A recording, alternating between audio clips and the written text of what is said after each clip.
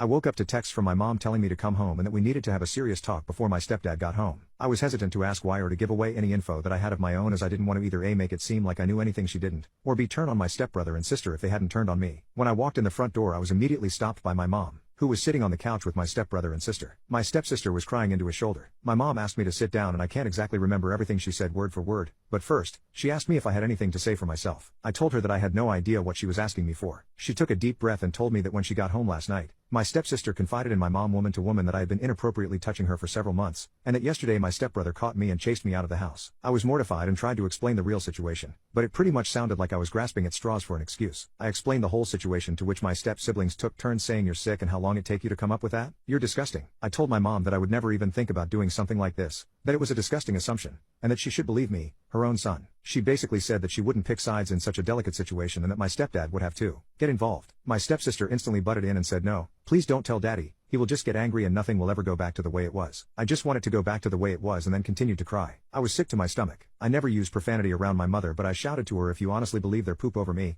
then you are no mother to me." She was obviously upset. I stormed up the stairs, grabbed some clothes, walked back out, and went back to my buddy's house. The next few days go by and my mom has been calling and texting saying that no one is going to tell your stepfather and that I don't want to jeopardize our family. No one else needs to know what happened. But in my head, I can't just agree to that and let it go. It would be admitting to something I did not do. Not to mention my mom would see me in a completely different way, a disgusting predator way, if she doesn't already. I have gone home a couple of times since then, grabbed clothes and left. My buddy is fine with me staying for however long, although he has no idea of the situation. My stepfather remains clueless and I am pretty much stuck in this void until I figure out how to convince my mother that this didn't happen, or convince anyone that this didn't happen.